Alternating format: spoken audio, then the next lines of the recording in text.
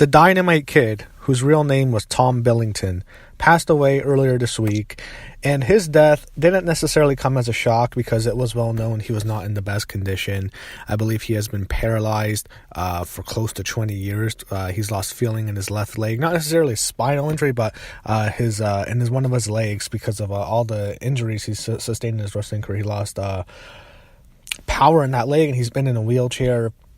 He's been on featured several documentaries, which were very hard to watch. A lot of them were actually filmed after Chris Benoit murdered his family and committed suicide.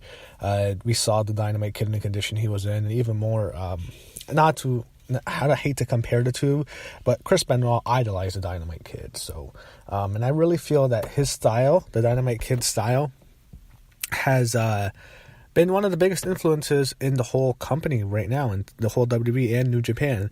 You know, when you think about the Dynamite Kid, the way he worked and the way Bret the Hitman Hart worked, it had a very strong influence on younger wrestlers at that time, such as I said, Benoit, and many other, Malenko for sure, and several guys, either in WCW or in the WWF. Many of the smaller wrestlers idolized the Dynamite Kid because he was a smaller guy. He was skinny, he was small, he had a great physique, but he was small. And in the time in the 80s, the Dynamite Kid, the British Bulldogs, Dynamite and Davey Boy Smith, when they came around, it was such an awkward time for them, mainly because it was the land of the giants. That was ultimate peak WWE steroid, giant guys, Hogan, Warrior, Savage, all the monsters, and for them to have the amount of success they had was definitely really groundbreaking for the smaller wrestlers. So many of the smaller, it's hard to, it's funny. We talk about wrestling. A guy like the Dynamite Kid in regular culture and regular, everyday life, he's considered a big guy just because of his physique. But in the WWE, he's considered small. It's funny. Those small guys in wrestling are mostly normal sized men or might be considered bigger guys outside in real life. But with the Dynamite Kid, there's so much negativity I can go into, and I think I should, because it's the guy passed away. You want to pay tribute, and you can certainly pay tribute to the guy for his wrestling career, which was absolutely amazing, even though it didn't necessarily last as long due to the injuries. But he was known behind the scenes as a master ribber. He ribbed the hell out of people. Him and Curt Henning drove people nuts. With Curt Henning, some of it seemed more lighthearted and more of a friendly manner, but I mean, they would cut guys' clothes up, which you do that in 2018, my god, you'd be completely fired by the company easily. You do some of the stuff they did, it's unfathomable. It's crazy when you think about today's society and social media and the amount of outrage that would have happened with some of the things that the Dynamite Kid did, or Mr. Perfect Curt Henning, who, by the way, I will get into that later in this video, who his father also passed away. Larry the Axe Henning. I'll talk about him after I finish talking about Dynamite.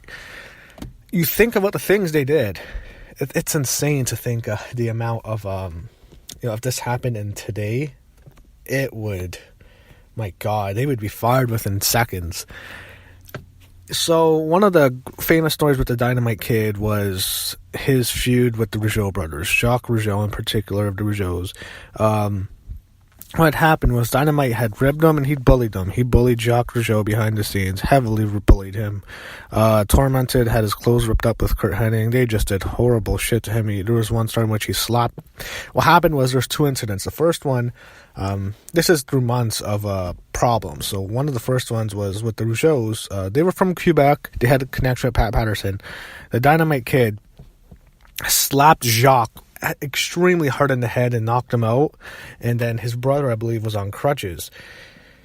So as the problems continued to escalate between the two, it got really, really personal, and people were warning Dynamite, they're going to come for you. And Jacques Rougeau wasn't really a tough guy, his brother was.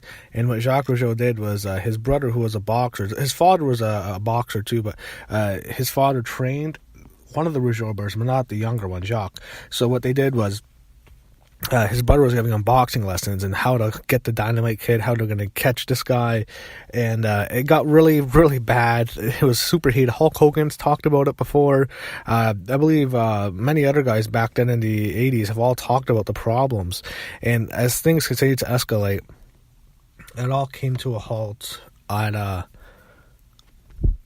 a show, and it's funny, this show, Vince McMahon was telling people no more fights, you're going to be fired. So what the Rougeaus did was they got him in a cafeteria. As he was walking out the cafeteria, it would have been catering. Pat Patterson was in the room. One of them had to distract Pat Patterson.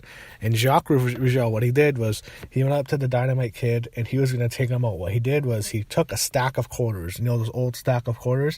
He put it in his right hand and boom, with the quarters, he just punches the Dynamite Kid with all his might. His 4 teeth go flying out, blood's everywhere. It's just insane. It's one of those crazy wrestling stories, and that was just a huge story. And the Dynamite Kid quit soon after that because he wanted him fired. And British Bulldog went on to have a big run in WWE by himself, but it became a really crazy story. He went on to wrestle more. Then sooner than later, in '94, I believe, is when he started to have the leg injuries, and things got really bad. The documentary I mentioned, there was an instance he was so abusive to his wife that his wife talked about committing suicide. She talked about, his kids and how she was fearful of them. And you can watch a documentary. I don't want to reveal everything. I think it was a special with CNN, if I believe, soon after the Benoit murders. But things got really bad for him. And of course, his last several years were very hard. In the way he was, confined to a wheelchair, and he was 60 years old. He passed away this past Wednesday. So rest in peace to the Dynamite Kid. Look, is Tom Billington a perfect person? No, he was not. Maybe some of the stuff, the ribbing, the way he would do that was, look, does that mean he was always horrible? A horrible person to his family? When you see that documentary, it's hard to look past that, but again, we weren't with him the past several years. Things went really south for him, being confined to a wheelchair. He passed away. And again, condolences to his family. And without a doubt, the Dynamite Kid was a legend. One of the greatest wrestlers of all time, without question. And rest in peace to the Dynamite Kid. I also wanted to talk about Larry the Axe Henning. So Larry the Axe Henning was the father of Curt Hennig, and he'd be the grandfather of Curtis Axel.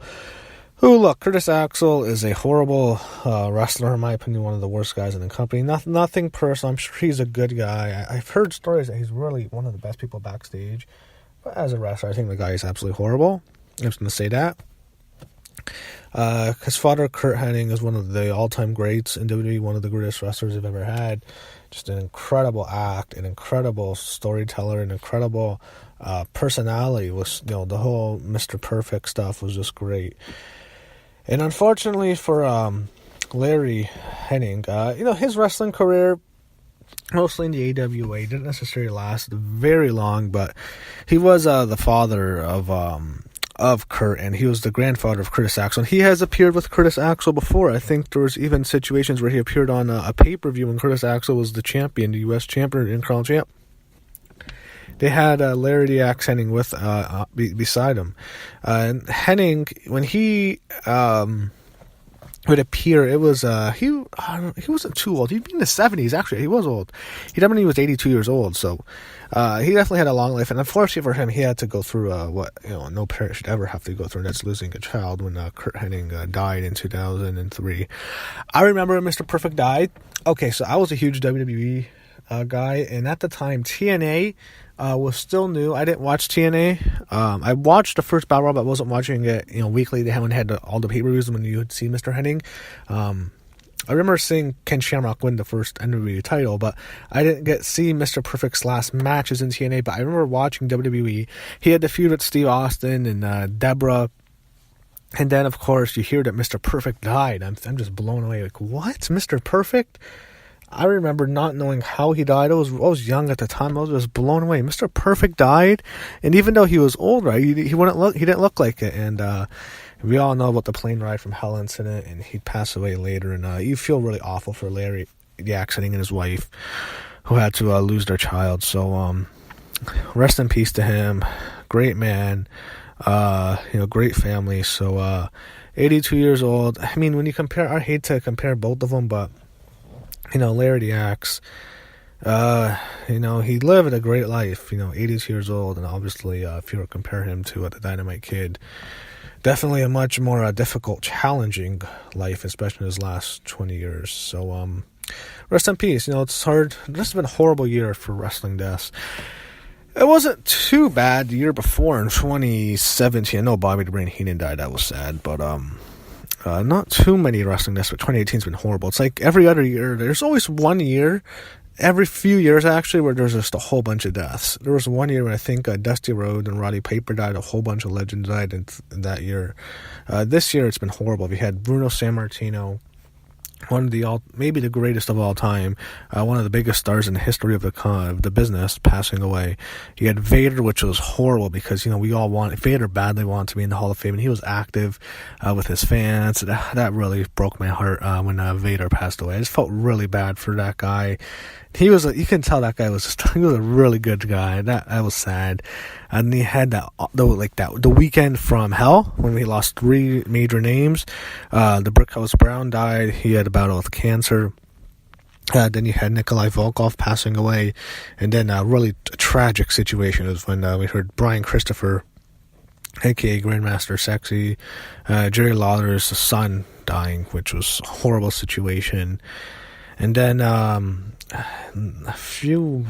not too long after that was when we lost Jim D'Anville Neidhart. So, yeah, and more, Dynamite Kid, a legend, and Larry the Axe Henning. So, it's been a horrible year. It's been a horrible year for wrestling that. So, 2018, I really hope, I sincerely hope and pray this is the last time I have to come up here on this channel and do another in memoriam of wrestlers for this year. There's always going to be wrestlers dying. That's going to happen. But hopefully with the year ending in 2018, this is the last time I have to do this.